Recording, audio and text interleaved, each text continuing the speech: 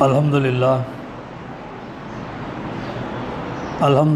نحمده ونستعینه ونستغفره ونؤمن به ونتوکل علیہ ونعوذ باللہ من شرور انفسنا ومن سیئات اعمالنا من یهده اللہ فلا مضل له ومن یضلل فلا هادی له واشهد ان لا الہ الا اللہ وحدہ لا شریک له واشهد ان محمدا عبدہ ورسولہ ارسلہ الحق بشیرا ونذیرا اما بعد فقد قال اللہ تعالی فی القرآن المجید والفرقان الحمید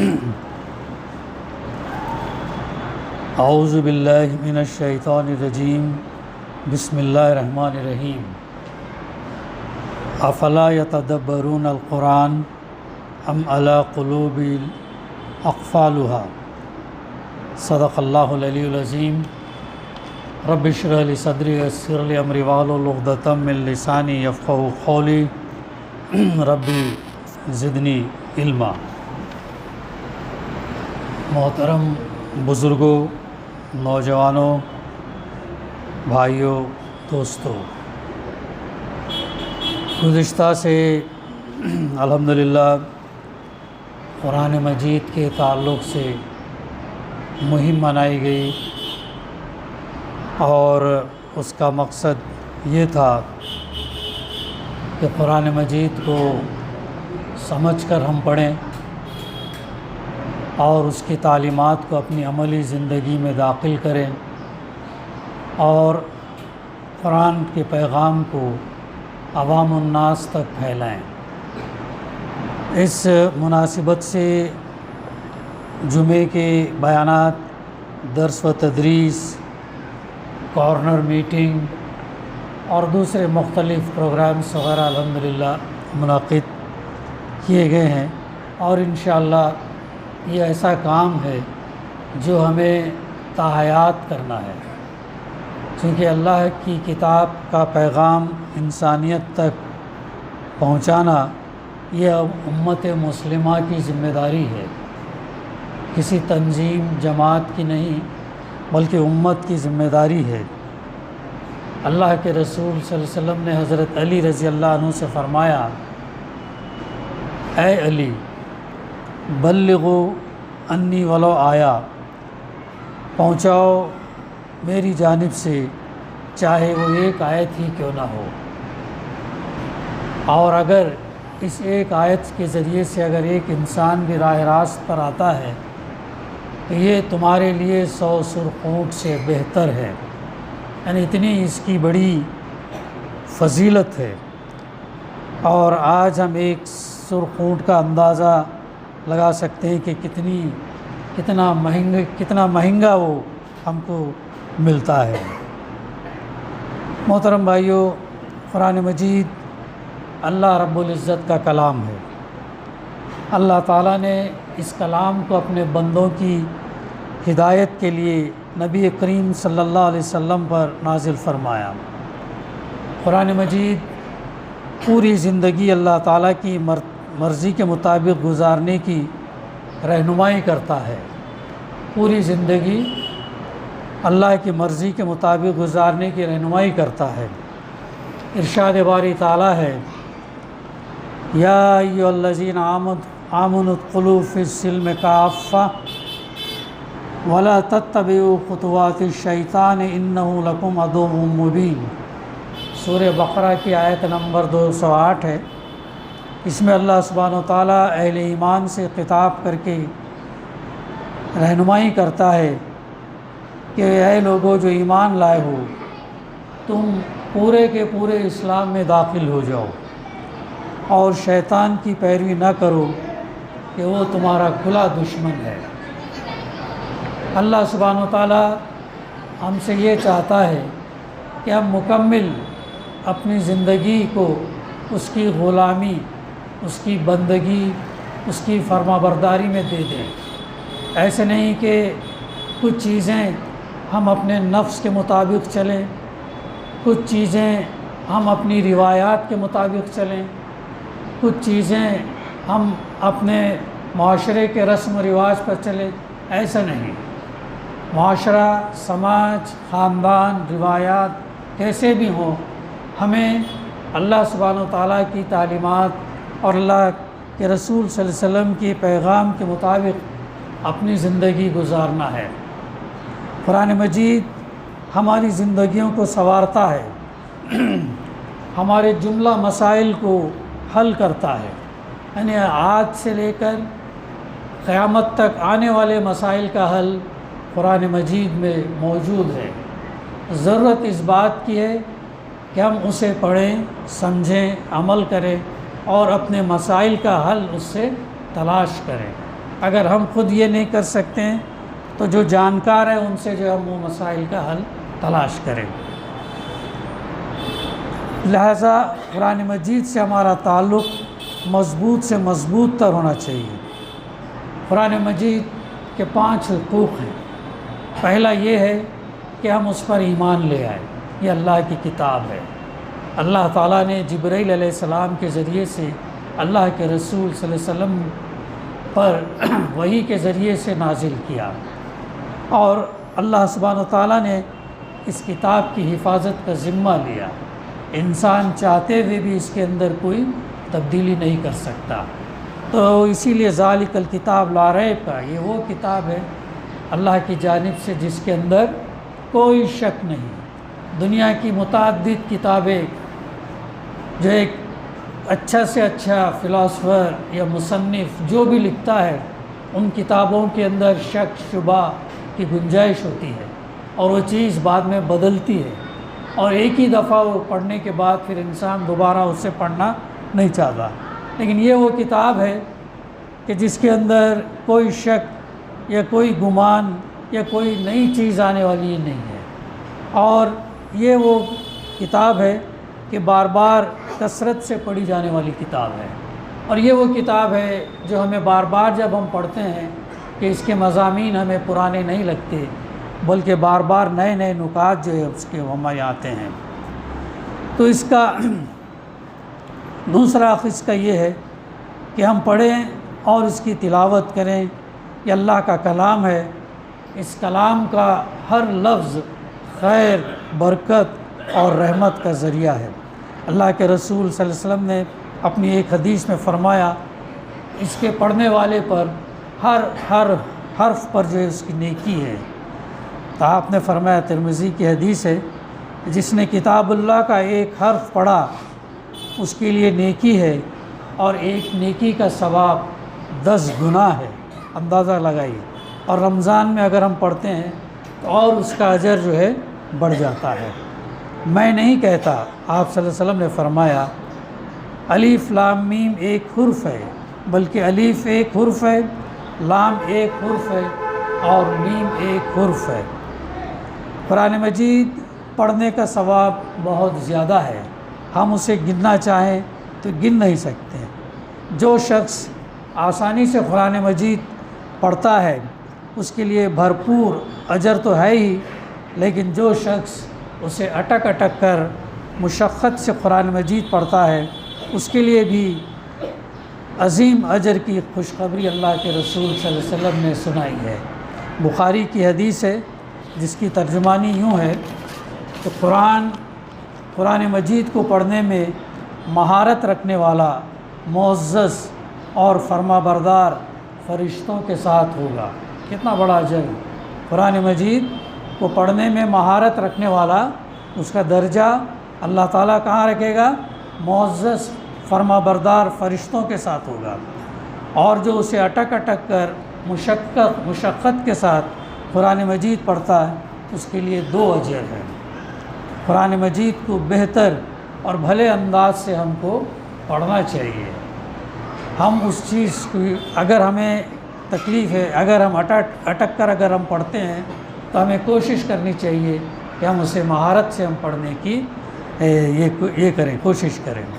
جیسے سورہ مزمل میں فرمایا گیا، وَرَتِّلِ الْقُرْآنَ تَرْتِیلًا، اور قرآن مجید کو خوب ٹھہر ٹھہر کر پڑھو۔ قرآن مجید کا ثواب، پڑھنے کا ثواب غیر معمولی ہے۔ اللہ کے رسول صلی اللہ علیہ وسلم نے فرمایا، تو قرآن مجید اپنے پڑھنے والے کے حق میں قیامت کے دن شفاعت کرے گا۔ ہم شفاعت کی تلاش کرتے ہیں نا، تو قرآن مجید اس دن جو ہے شفاعت کرے گا۔ تو اس لیے قرآن مجید کو پڑھو، کیونکہ یہ اپنے پڑھنے والے کے حق میں قیامت کے دن شفاعت کرے گا۔ عزیز ساتھیو، قرآن مجید جب ہم پڑھتے ہیں اور جب اگر ہم اس دن قیامت کے دن یہ ہوگا، یہ ہمارے خلاف ہوگا قرآن مجید یا ہمارے فیور میں ہوگا۔ اگر ہم اس کو پڑھ کر سمجھ کر عمل کیا اس کے مطابق حتی الامکان جتنا، تو پھر یہ ہمارے فیور میں گواہی دے گا۔ اور اگر ہم اس کے خلاف اگر ہم چلیں، اس سے غفلت ہم برتیں، اس کے مطابق اگر ہم اپنی عملی زندگی کو نہیں ڈالیں گے، تو پھر قرآن اس دن ہمارے خلاف گواہی دے گا۔ اس دن اندازہ لگائیے کیسا وہ سچویشن ہوگا جب ہر نیکی کے لیے انسان پریشان ہوگا۔ تو اس دن یہ جو ہے کہ اگر یہ شفاعت اگر کرے تو پھر ہمارے لیے کتنا بڑا یہ ہوگا، اس وبال سے بچنے کا کتنا جو ہے ہمیں آسانی ہوگی۔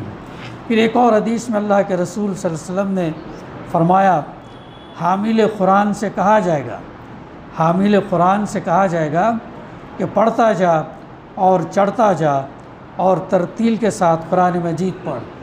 عزیز ساتھیو، یہ صرف پڑھنا ہی نہیں ہے، بغیر سوچے سمجھے پڑھ لیے تو ہمیں ثواب تو ملے گا، اس کا اجر ملے گا، لیکن پڑھنے کے ساتھ ہم اپنی زندگی کا جائزہ بھی لیں۔ آیا میری زندگی اس کے مطابق گزر رہی ہے یا اس کے خلاف گزر رہی ہے؟ اسی لیے اس کا روز ہمارا اس سے ربط ہونا جو ہے بہت ضروری ہے۔ جیسا کہ تو دنیا میں پڑھتا تھا، اگر تیرا ٹھکانہ آخری آیت کے پاس ہے، وہاں تک پھر اللہ تعالیٰ جو اس کو لے جائے گا۔ اب قرآن مجید کا جو دوسرا حق یہ ہے کہ اسے سمجھا جائے۔ اللہ تعالیٰ کی کتاب اس لیے نازل کی گئی کہ پڑھنے کے ساتھ ہم اس کا فہم بھی حاصل کریں۔ آج یہ چیز ہمارے لیے سمجھنا مشکل نہیں ہے۔ آج اس ہندوستان کے اندر بھی ہم دیکھتے ہیں تقریباً ہر زبان کے اندر ہمیں قرآن مجید کے تراجم اور اس کے تفاسیر ملتے ہیں۔ بہتر یہ ہوتا کہ اگر ہم عربی زبان کو براہ راست سیکھنے کی کوشش کریں، براہ راست ہم اسے سمجھنے کی کوشش کریں۔ ہم دنیا کی متعدد زبانیں دنیاوی فائدوں کے لیے ہم پڑھ لیتے ہیں، سیکھ لیتے ہیں، 3 سے 4 زبانیں 5 زبانیں سیکھ لیتے ہیں، لیکن نہیں سیکھتے ہیں تو پھر یہ عربی زبان نہیں سیکھتے ہیں۔ اگر زبان نہ بھی سیکھے تو کم سے کم اس کا فہم اگر یہ ہو، جو امام ہمارے اگر جو الفاظ ادا کر رہے ہیں، جو صورت ادا کر رہے ہیں، اس کا مفہوم اور اس کا معنی اگر ہم یہ کریں تو جو ہے کتنا بڑا فائدہ ہوگا۔ ہر نماز میں سورہ فاتحہ پڑھی جاتی ہے، ہر نماز میں امام ایاک نعبد و ایاک نستعین، اللہ کی تعریف کے بعد تیری ہی عبادت کرتے ہیں، تجھی سے مدد طلب کرتے ہیں کہتا ہے۔ پھر دعا مانگتا ہے، اہدنا الصراط المستقیم، میں سیدھا راستہ دکھا۔ دعا یہ مانگی جا رہی، سیدھا راستے کی دعا مانگی جا رہی۔ پھر کن لوگوں کے اوپر وہ بھی بتائے گا۔ اس کے بعد پھر آمین ہم کہتے ہیں، زور سے ہو دل میں ہو جو بھی ہو کہتے ہیں۔ تو یہ دن میں امام اگر ہم بجماعت اگر ہم پڑھیں گے تو 17 مرتبہ ہم اقرار کرتے ہیں، 17 مرتبہ۔ اور اس دعا کے جواب میں اہدنا الصراط المستقیم، اے اللہ تو ہمیں سیدھا راستہ دکھا، ان لوگوں کا جن پر تیرا انعام ہے، نہ کہ ان لوگوں کا جو تیرے غضب سے دوچار ہوئے۔ جب ہم یہ دعا پڑھتے ہیں، آمین کہتے ہیں، تو اس کے بعد ہم جو ضمنی سورہ جو امام پڑھتا ہے، کیوں پڑھتا ہے؟ یہ ہماری دعا کے جواب میں ہی پڑھتا ہے۔ اللہ تعالیٰ سے جب ہم دعا کرتے ہیں تو اللہ تعالیٰ پورا قرآن رکھ دیتا ہے، یہ تمہاری ہدایت کے لیے ہے، یہ ہے وہ قرآن جو تم سیدھا راستے کا جو سوال کیے تھے، اس سیدھے راستے کا سوال کا جواب یہ پورا قرآن مجید ہے۔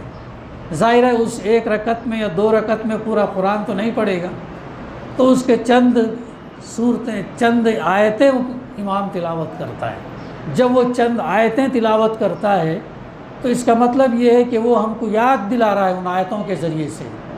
قل هو اللہ احد کا اگر اس نے تلاوت کی سورہ فاتحہ کے بعد گویا ہمارے لیے اس کے اندر توحید کا پیغام ہے، کہلوایا جا رہا ہے اللہ کے رسول صلی اللہ علیہ وسلم کے توسط سے ہمارے لیے پیغام ہے کہ کہو اللہ ایک ہے، اللہ بے نیاز ہے، نہ وہ کسی کا اولاد ہے نہ اس کی کوئی اولاد ہے، اللہ ایکتا ہے۔ اگر ہم اس کا مفہوم اگر ہم یہ کریں گے تو ظاہر ہے ہمارا ذہن ادھر ادھر بھٹکے گا نہیں۔ خشوع خضوع جس کی ہم تلاش کرتے ہیں، جو یہ سمجھ کر ہم سے نماز پڑھنے کے لیے کہا گیا کہ گویا تم اللہ کو دیکھ رہے ہو، اگر یہ نہیں تو نہیں، کم سے کم تم یہ سمجھو کہ اللہ تمہیں دیکھ رہا ہے۔ تو اگر ہم تھوڑا سا دھیان رکھیں کہ امام سورہ فاتحہ کے بعد جو سورت پڑھ رہا ہے، تو ان صورتوں پر اگر کم سے کم لفظی معنی تو نہیں صحیح تو کم سے کم اس کے معنی مفہوم تو اگر ہمارے اس میں رہیں گے تو یہ گویا کیا ہوگا، ہم اللہ کے سامنے اس کے دربار میں اقرار کر رہے ہیں اس چیز کا۔ اور ہم جب سیدھا راستے کی جو دعا ہم نے اللہ سے مانگی ہے تو اس پر اگر ہم سننے کے بعد اگر ہمارا ایمان تازہ ہوتا ہے، دوبارہ ہم اس کو یہ کرتے ہیں تو کتنا اس سے بڑا فائدہ ہو۔ یہ مقصد کے لیے دوسری ضمنی سورہ جو ہے پڑھا جاتا ہے، دوسرا قرآن کا کچھ حصہ پڑھا جاتا ہے۔ رمضان کے اندر جو تراویح کے اندر پوری قرآن جو ختم کی جاتی، کیا پیغام ہے اس کے اندر؟ ثواب تو سیکنڈری ہے، بائی ڈیفالٹ تو ملے گا، ثواب تو ملے گا ہی، لیکن اسے آپ کو یاد دلایا جا رہا ہے، بتایا جا رہا ہے کہ قرآن کا یہ پیغام ہے، یہ تمام انسانوں کے لیے ہے، یہ عمل کرنے والی ہے، یہ سمجھنے والی ہے۔ حیرت انگیز انکشافات قرآن ہم کو بتا رہا ہے۔ اور یہ صرف یہ عمل ہم دن میں ایک مرتبہ نہیں کرتے عزیز ساتھیو، آپ غور کریں، ہمیں روایتی مسلمان نہیں ہونا ہے، ہمیں شعوری طور پر اسلام میں داخل ہونا، سوچ سمجھ کر اسلام میں داخل ہونا، اور سوچ سمجھ کر اسی وقت ہم یہ کر سکیں گے جب ہم اپنے آپ کا احتساب کریں، جائزہ لیں میں مسلمان ہوں تو کیوں ہوں، یہ جو چیزیں میں پڑھتا ہوں، اللہ اکبر سے ہماری اذان شروع ہوتی ہے، اللہ اکبر کیا صرف مسجد کے حد تک ہی ہے بڑا؟ کامیابی حیا علی الفلاح، جو کامیابی کی طرف جو بلایا جا رہا ہے، کیا صرف دنیا کی کامیابی، صرف اسی کامیابی؟ اللہ تعالیٰ اپنی کبریائی صرف مسجد کے اندر نہیں بلکہ معاشرے کے اندر، کاروبار کے اندر، معاملات کے اندر، اخلاق کے اندر، آپ اسلام کے ایمبیسڈر ہیں، آپ اس کے نمائندے ہیں۔ جب ہم اسے سمجھیں گے نہیں، عمل نہیں کریں گے تو ہم کیسے اسلام کی نمائندگی کریں گے؟ کچے پکے مسلمان سے یہ نہیں ہوگا۔ آج دیکھیے حالات حاضرہ کے اندر بھی، آج جو ایسا ورلڈ کپ جو ہو رہا ہے، کتنی بہترین پس پشت اس کی یہ کام ہو رہا ہے، کیسے جو ہے دعوت کا کام ہمیں سیکھنے کی ضرورت ہے۔ دعوت پیغام شروع ہونے سے پہلے ہی کئی لوگ اسلام کے دائرے میں آ گئے، کیسے؟ تو یہ عزیز ساتھیو، میرا اور آپ کا، ہم تمام کا کام یہ ہے کہ ہم اس اللہ کے پیغام کو شعوری طور پر سمجھ لیں۔ بارہا ہمارے سامنے بات آتی ہے، کوئی یہ مشکل نہیں، جو آسان تفسیر ہے اس کو لے کے ہم روزانہ اس کا سلسلہ شروع کر سکتے ہیں۔ اگر ویل اینڈ گڈ، انشاءاللہ ہم کوشش کر رہے ہیں کہ اس مہم کے بعد جو ہے قرآن مجید کو عربی زبان کے ذریعے سے سمجھنے کی یہ کوشش انشاءاللہ کریں گے۔ ایک استاد کو بھی ہم یہ کر رہے ہیں، تو انشاءاللہ وہ بھی ہم جلدی کریں گے۔ تو یہ اس کا سمجھنا ضروری ہے، اگر ہم سمجھیں گے نہیں تو پھر اس پر عمل کرنا مشکل ہوگا، سمجھیں گے تو عمل کریں گے۔ خوف خدا جو پیدا ہوگا جب ہم اللہ کی جو آیتیں ہیں ان کا خصوصی طور پر مکی دور کے آیتیں، تقریباً 86 صورتیں مکے میں اللہ تعالیٰ نے نازل فرمایا۔ ان مکی صورتوں کے اندر قیامت کے مناظر، آخرت کا تذکرہ، جنت دوزخ کا تذکرہ بار بار کیا گیا ہے۔ اذا زلزلت الارض زلزالہا، جب زمین اپنی پوری شدت کے ساتھ ہلا ڈالی جائے گی۔ ہم ایک معمولی زلزلہ دیکھتے ہیں، سونامی ہو گیا تو انڈونیشیا میں آیا، ابھی حال میں بھی انڈونیشیا میں ایک زلزلہ آیا، تھوڑے لوگ 250-300 لوگ فوت ہوئے مخصوص علاقے میں، لیکن اللہ تعالیٰ قیامت کے منظر کے بارے میں کتنا یہ کرتا ہے، کتنی ہیبت ناک آیتیں ہیں وہ، پوری زمین جب اللہ تعالیٰ اپنے شدت سے ہلا ڈالیں گا تو کیا ہوں گا انسان کا اور ان تمام چیزوں کا کیا ہوگا؟ تو اللہ تعالیٰ اسے جو ہے چوکنا کرانا چاہتا ہے۔ تو اگر ہم سمجھیں گے تو پھر وہ ایمان بڑھے گا، ایمان جب ہمارا بڑھے گا تو اس کا اظہار پھر ہمارے عمل میں آئے گا۔ ایمان جب مضبوط ہوگا تو پھر ہمارے پاس کوئی عذر نہیں ہوگا اجتماعیت سے جڑنے کے لیے، اسلام کے کام کرنے کے لیے، اللہ کے کلمے کو بلند کرنے کے لیے، اللہ کے دین کو قائم کرنے کے لیے۔ پھر ہم وقت نکالیں گے، ہم اپنی صلاحیت لگا دیں گے اس کے لیے، ہم اپنا مال لگا دیں گے کہ اللہ کا دین قائم ہو، اللہ کا نام بلند ہو۔ ہم تمام چیزوں کے لیے پھر ہمارے پاس کچھ یہ نہیں ہو، بلکہ ہم مطمئن رہیں گے کہ ہم نے جو اللہ نے ہم کو دیا ہم اس کے راستے میں لگا رہے ہیں کر کے جو ہے ہم مطمئن رہیں گے۔